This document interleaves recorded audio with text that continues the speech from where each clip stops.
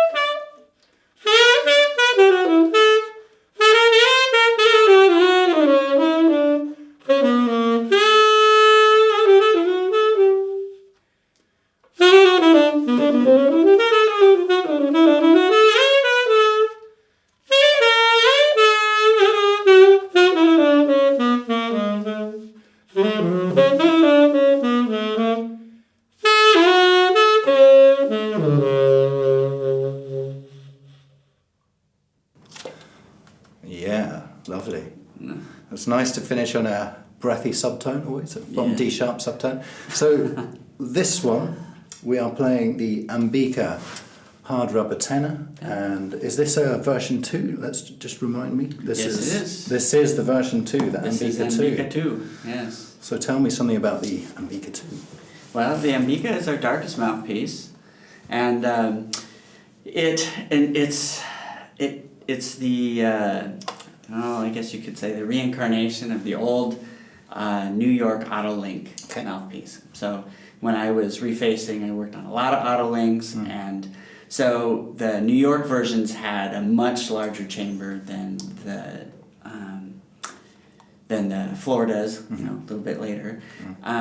But when I was refacing, people always asked me to add a little more projection right into the sound. So what I did is I kept the really large chamber, the big chamber, but then I raised the floor up just a bit so that you can, if you push it, you can actually get a little more life out of it. Yeah, right. Yeah, and I think you could hear that there. I mean, I felt like I had. It's got that real fatness, hasn't it? I mean, as soon as you start, you feel like there's a wodge of sound there right in front of you to start with. That's your starting point. Right. And then when you push it, it really does. It doesn't go bright. It just goes. It just feels kind of smooth and powerful and pleasant feeling. Right. So you've got that kind of that gradation from there to there, which for me that's the kind of thing. Just a little bit like your Slant Sig. It's a similar kind of thing, but for me it feels like it's just got that sort of medium resistance and that extra kind of weight and depth in the sound. Yeah. So yeah, I love this kind of piece. That's the extra large jumbo chamber. Yes. We call it true. Is that your phrase? That's your just made it up now. Yeah.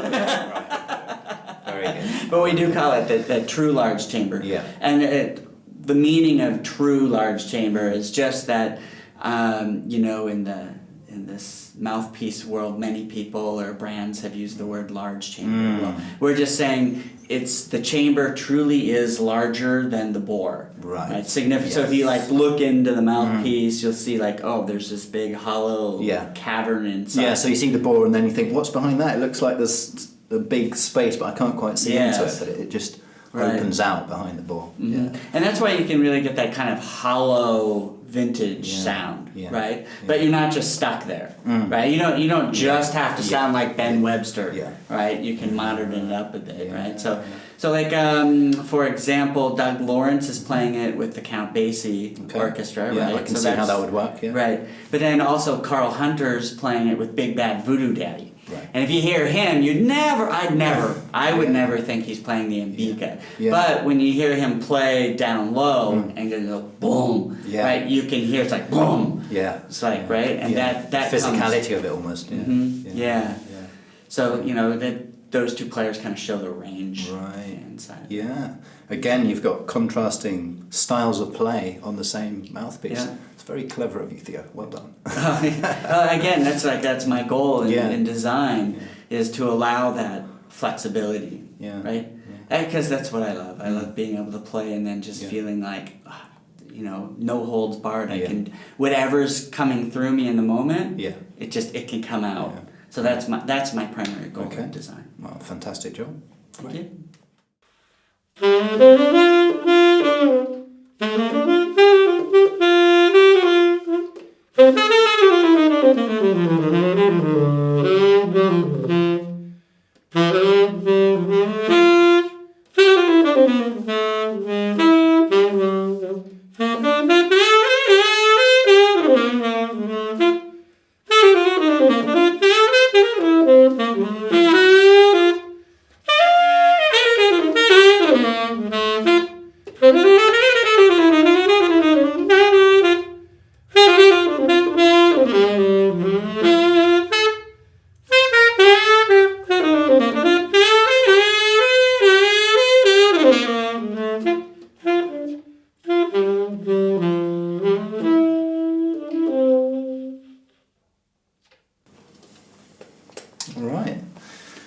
So we've got the Gaia, if you like, the one right in the middle of your range. It's the Florida Link style of mouthpiece. Yeah. Feels like it can deliver most styles of playing to me. Can you tell us something about this piece, Theo? Yeah, I started refacing mouthpieces and getting into mouthpieces because I wanted to sound like Dexter Gordon. You know, as a kid in high school, I had hundreds, probably maybe close to 1,000 jazz records, the vintage jazz records. Right. In fact, when I first entered college, I got my fake ID, not to drink, but to actually go see Al Cohn, play when I was in Minnesota. And so I love that, the Florida style Autolink sound, which was that Dexter, Zoot Sims, kind of school. Sure. And so you're bringing back those memories. Right. It's like all of a sudden it's flooding back when you're playing. Okay. So I designed this mouthpiece to play like that. Because when I first started playing, I was playing like a 10-star link, because it was the only way I could try to get that sound. Fullness of sound. Yeah. But then when I finally found a vintage one, it didn't respond well. So then I had to get it refaced, and then when it refaced, that's kind of what got me started refacing in the first place. Yeah. So this mouthpiece is kind of the culmination of that type of sound, my effort at standing on the shoulders of the greats, of the mouthpiece manufacturers, so to speak. And in fact, Robert Martin, who plays this one and the Slant, right? He plays both. Who was with Frank Zappa for 14 years. He gave me one of my favorite compliments ever. He said to me when he played this, he was like, wow, I bet if Dexter were alive today, I bet he'd be playing this mouthpiece. Yeah. And that, I went, oh, you have no idea what that means to me. Okay. It's interesting. So the fact that you mentioned you used to play on a 10-star to get that sound, do you feel that what you're trying to do with this is you don't need to do that 10-star thing. You can do it with maybe a 7-star or an 8 to try and get that same sound, but using kind of modern mouthpiece making techniques, you can encompass that sound with the lower tip openings perhaps. Absolutely. Yeah, because that's how it feels to me a little bit when I play it here. Yeah, so in our lineup, this it's got a big chamber, right? So the chamber's bigger than the bore, but it's not as big as the Ambika, right? And it's got a rollover baffle. So like you can feel a little more of the overtones can be in there, and you can kind of growl on it a little bit if you want. Yeah. So we even have some kind of rock and roll musicians who still want that dark sound, right? So like if you hear Ariana Grande's album or song Problem, you can hear Leon Silva kind of growling in it in the beginning. And even Dwayne Duggar, who's touring with Bruno Mars, recorded on this mouthpiece with Uptown Funk. Yeah, sure. Right? So I heard, yeah. So we've got some of these, more, modern players in the rock world using it. Yeah. But its primary, function is for that vintage straight-ahead jazz type sound, which you demonstrated so well. Great. Well, I think it ticks all of those boxes. So good job again. Yeah, great stuff. Thank you.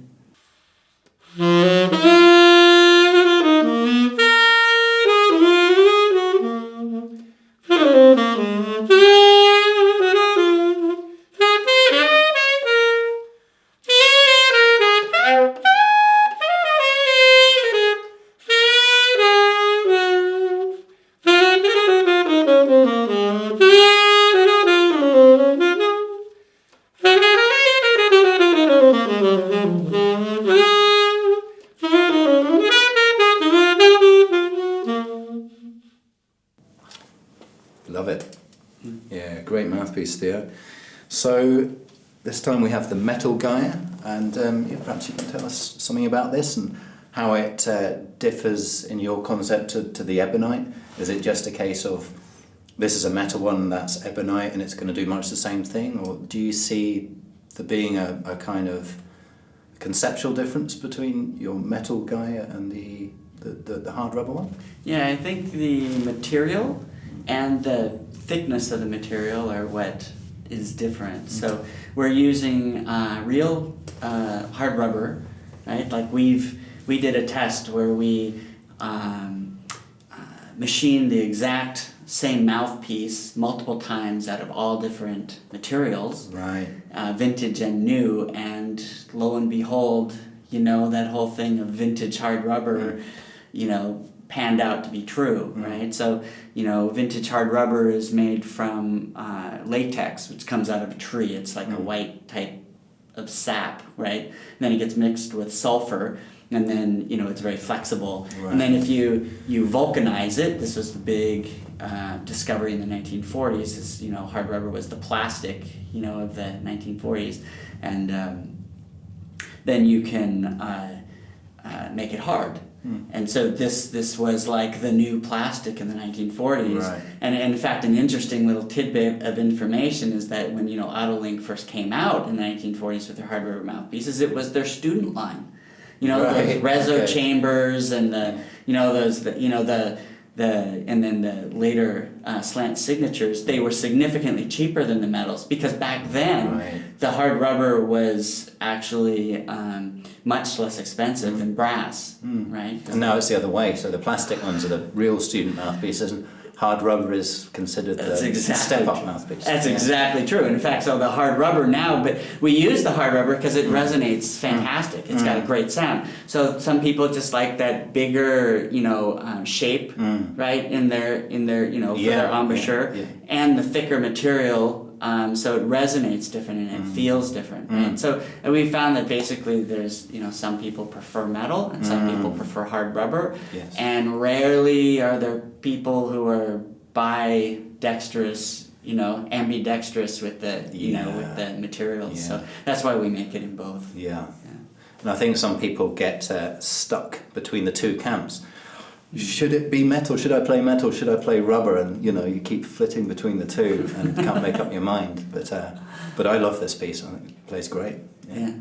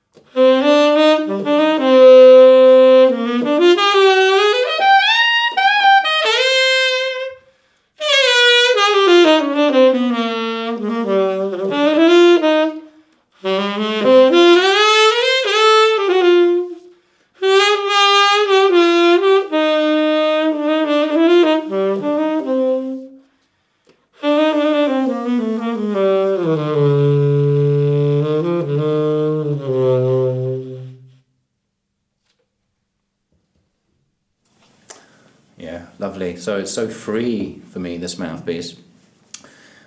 I can feel it's got the possibilities of the softer sound, the very smooth, silky sound, but then it's got that sheen and that brightness too, a real obvious kind of silkiness and projection in the sound. Right. So I think that's the characteristics that you'd kind of expect to hear from a Slant Sig. Right. Is that part of the thinking here? Yes, Can you tell me something about this? Yeah, I think you just described why, the Slant Signature, which was a vintage mouthpiece made by Autolink, right, in the 1950s and 60s, and why it was so popular, right? People still search them out, right? So, how this came about is that when I got my start, I worked on probably thousands of vintage Autolinks, including the Slant Signatures. And so, I was working on them, for people like Joshua Redman, even, it was a while ago now, but in that I kind of learned how to bring out the best qualities of those mouthpieces, which you kind of had to do because, most of them, the vintage ones, are all 4s and 5s, and, so I had to open them up to like a normal 7-star 8, Sure. and then in so doing, I discovered what made them magic. So due to popular demand, because these this one and the New York Brothers or NY Brothers Alto. That's what people want, right? That's what people want. So so they said, Theo, make us that mouthpiece, and I was like, no problem. Yeah. And because I know those mouthpieces, that mouthpiece so well, I feel I was able to pull out the versatility in that mouthpiece, because that mouthpiece has been used by in so many different styles, right? Sure. In fact, we have Reggie Padilla, right, with the Glenn Miller Orchestra playing it, right, in that vein, right, and then Robert Martin, who's now playing very bluesy, even though he was with Frank Zappa for 14 years, right? Right. He can play it a little more aggressively, right? Yeah, so two completely different styles, really. Yes, right. But that's what made the Slant Sig great. That's the flexibility of it, absolutely. Yeah, that's Great stuff. design, yeah. Great.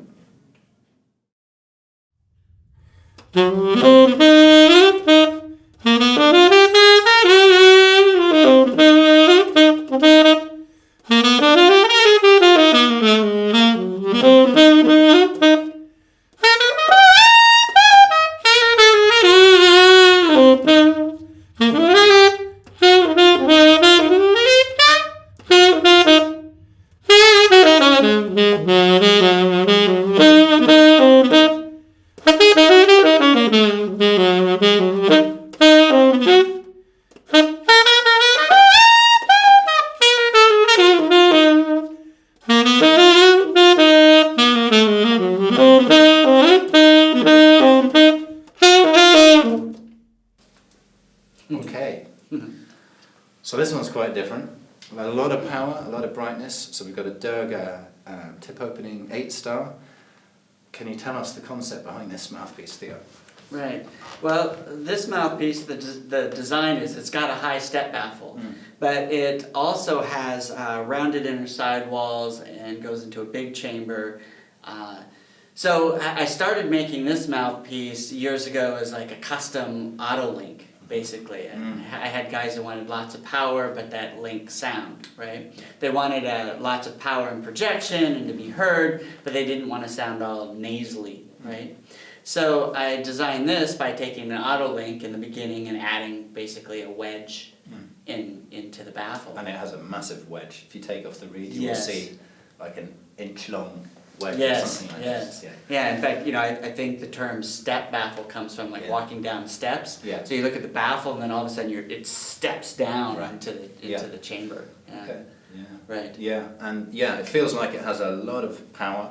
There's a huge amount of volume there, so it kind of takes the player in that direction. I don't feel like playing body and soul on this one so much. I mean, you Right. probably could, because Yeah. it's certainly got some depth there, but naturally to me it kind of moves in that kind of modern soulful R&B pop thing. It wants to go at the top, doesn't it? Right. It's just got that characteristic to it. Right. And so it's very popular with modern musicians. There's guys like touring with Prince, was touring with Prince, Marcus Anderson, Luis Van Taylor touring with Kool and the Gang, Right. Leon Silva touring with Justin Timberlake, Yeah. Keith McKelly touring, with Earth, Wind and Fire. These are big names, right? This is some Yeah. good stuff here. And so it's these guys who want that power and projection because they're part of this, more powerful groups, Yeah. right? But they still want that, big fat sound. And that so if you need that power first, but then you want to be able to drop your jaw and Yeah. hit some subtonies Yeah. or ballad, you can still do You can that. do that with it, And absolutely. that's basically the Yeah. beauty of this particular mouthpiece. Okay. No, that makes perfect sense to me. Yeah. Yeah. Good job. Great. Yeah. Thank you.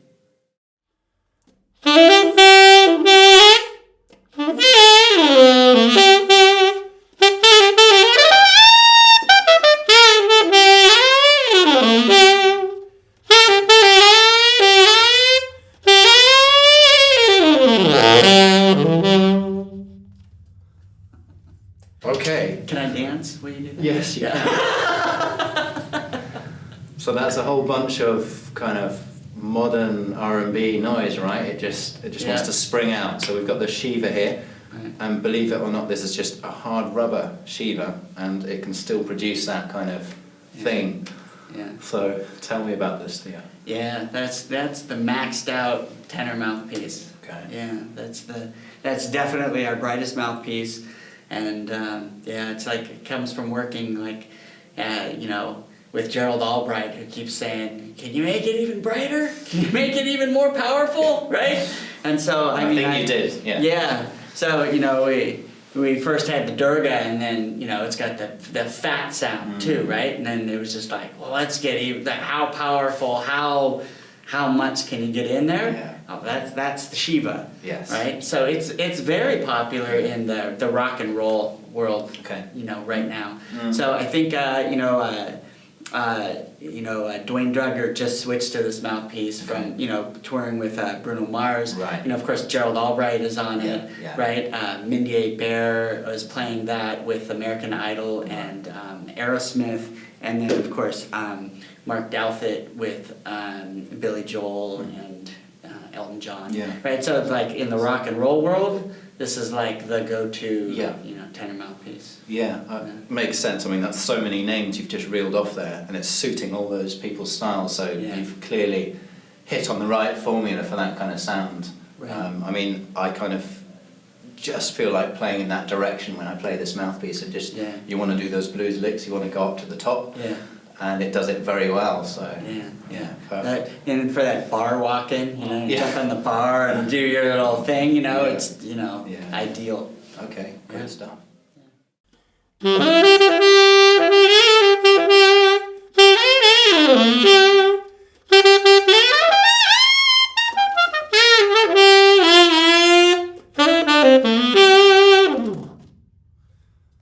Okay, so perhaps even more of an extension from the hard rubber piece that I've just tried. I mean, to me this feels like it's got even more direction and perhaps focus than the hard rubber. And to the eye, it just looks like a blue version of the hard rubber piece I've just tried. So what's going on there? Yes, it's actually very different. You know, in all of our testing of materials, you know, hard rubber really sounds great. And we found it very difficult to find a material, particularly any kind of man-made, you know, plastic, right. you know, that sounded anywhere near as good as hard rubber. But this particular blue art, we call it art for advanced resonance technology. So I mean, it's a very new material, and it actually gives off more sound than hard rubber. Right. Right? Yeah. So for like with the Shiva guys who really want the power, right? A lot of people who like the hard rubber mouthpiece actually are preferring the blue mouthpieces because it gets a little bit more out of it while still feeling, you know, with the warmth that you can get out of the hard rubber the shape mouthpiece. of the hard rubber, but then you're getting that extra resonance as well. So it's kind of bringing it in the direction of the metal piece, which I'm going to play next. Yeah. Exactly right. Yeah, fantastic.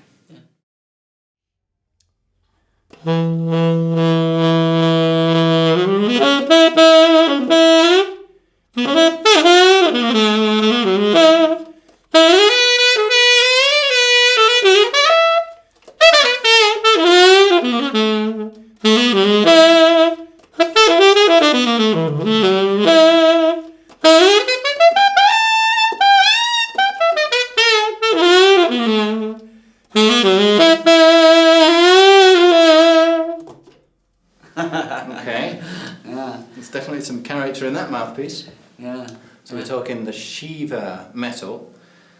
For me, one step on again than the hard rubber guys. And I should say actually that we had to do a technical adjustment on the camera setup here and actually reduce the dB because it's just so loud. So that's what we did. Hopefully you guys can hear this at home, but this is on all the Shivas, right? yeah, in fact, Yeah, all the Shivas. yeah, No, you're right. Yeah, yeah. just thought I'd get that in there. So As a group, a bright mouthpiece. absolutely. Yeah. Yeah. But fun. Fun, right? Yeah. Isn't it?